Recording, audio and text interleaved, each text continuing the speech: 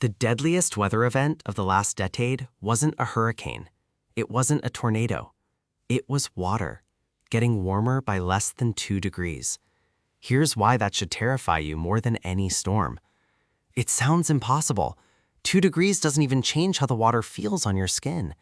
But that small shift in one specific patch of the Pacific has already been linked to floods that displaced hundreds of thousands of people, droughts that cracked open dams, and the single hottest year ever recorded on planet Earth. Scientists gave it a name you've heard 100 times on the news, but almost nobody actually understands: El Niño.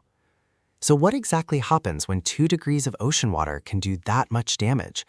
And why are American scientists watching the next one like a bomb about to go off? Normally, trade winds blow from east to west across the Pacific. They push warm surface water toward Asia and Australia, while cold water rises up near South America. It's a balance that's held for thousands of years. But every few years, those winds weaken. Sometimes they even reverse. And when that happens, all that warm water that was piled up near Asia slides back across the entire Pacific Ocean toward the Americas. We're talking about a mass of warm water roughly the size of the United States shifting position. That's enough heat to push sea surface temperatures 1.5 to 2 degrees Celsius above normal across a stretch of ocean thousands of miles wide. Most people think this is just warm water. It sounds harmless, but this is only the beginning. Most people assume El Niño just means a warmer winter. They're wrong. What it actually does is hijack the jet stream, the river of fast-moving air that steers almost every major storm system across North America. During a strong El Niño, that jet stream gets pushed south and supercharged. The result?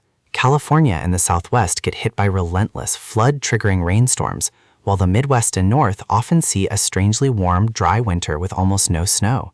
This is exactly what happened during the 2023-2024 El Niño, one of the 5 strongest ever recorded. It was regarded as the 5th most powerful El Niño event in recorded history, triggering droughts, flooding, and other disasters across the globe. Here's the number that changed everything. Scientists say El Niño has an evil twin, and it might be even more dangerous. While El Niño warms the Central Pacific, every few years the exact opposite happens. The ocean cools instead. Scientists call it La Niña. It sounds like the gentler sibling. It isn't. La Niña strengthens the jet stream and reduces wind shear over the Atlantic, and wind shear is one of the only things that can tear a hurricane apart before it grows. Remove that wind shear, and storms don't just form, they intensify. In 2020, a La Niña year, the Atlantic produced 30 named storms, a record-breaking season. That included Hurricane Laura, which alone caused $19 billion in damage when it slammed into Louisiana. It happened again in 2024. La Niña conditions helped fuel multiple destructive storms that tore through the Gulf Coast. So here's the uncomfortable truth. There is no safe version of this cycle.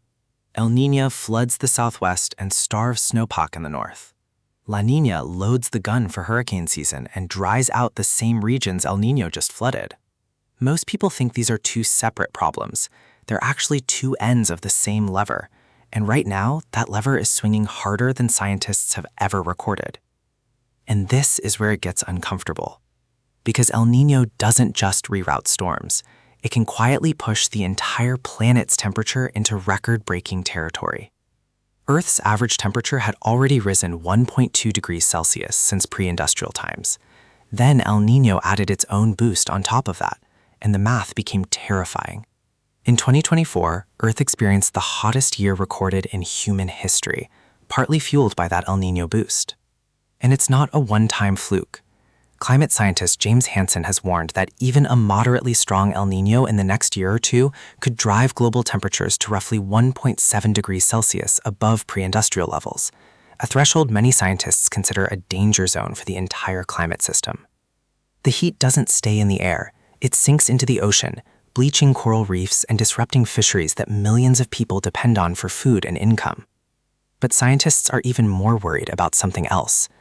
In April 2024, one single El Niño-fueled storm displaced more people than most wars in modern history. This isn't a hypothetical disaster movie. It already happened. In April and May of 2024, Unprecedented floods in southern Brazil displaced around 600,000 people and killed more than 180.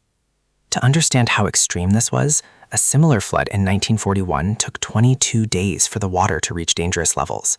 In 2024, it took just 5 days for the water to exceed that same flood threshold. And the damage wasn't only floods. On the opposite side of the planet, the World Food Program warned that El Niño's extreme weather was driving hunger from Zambia to Afghanistan, while Zimbabwe suffered an El Niño-induced drought that cracked open the ground at one of its major dams. Now here's the scary part. The United Nations didn't call this a weather pattern. They called it something else entirely. UN Secretary-General Antonio Guterres described El Niño as an urgent climate warning, saying it would pour fuel on the fire of a warming world. And here's the part that should worry every American watching this. We are not prepared. The world will need $310 to $365 billion per year by 2035 just to prepare for worsening heat waves, floods, and droughts. But current global funding covers less than a tenth of that. And this isn't ancient history. Right now, in 2026, the Meteorological Organization has put the odds at 80% that El Niño conditions return between June and August this year, with forecasts suggesting it could be moderate, possibly even strong. Scientists who studied the strongest El Niños on record found something even more disturbing. These events aren't just temporary weather. New research suggests super El Niños can permanently shift parts of the Earth's climate system into entirely new states, effects that can last for years, even decades after the ocean cools back down. Researchers identified specific regime shift hotspots where this damage tends to concentrate: the central North Pacific, the southeastern Indian Ocean, and the Gulf of Mexico among them. In other words, this isn't random. The same regions get hit again and again, each time the cycle repeats. And here's what makes the next one different from every El Niño before it. It won't be landing on a stable climate. It'll be landing on a planet that's already running a fever, meaning the same strength of El Niño that once caused moderate damage could now push temperatures, droughts, and floods into territory we've genuinely never measured before. That's why scientists believe the next major El Niño could become one of the defining climate challenges of this decade, not because it's unprecedented, but because it's landing on a planet that's already running hotter than ever before. The Pacific Ocean above us may look calm, endless, unchanging, but just beneath the surface, it's quietly deciding the fate of harvests in Africa, snowpack in the Rockies, and floodwalls in Brazil. El Niño isn't coming. In some form, it always comes back. The only question is whether we'll be ready next time. If you want to actually understand the forces shaping our planet, not the dumbed-down version, the real science, subscribe. New deep dives every week.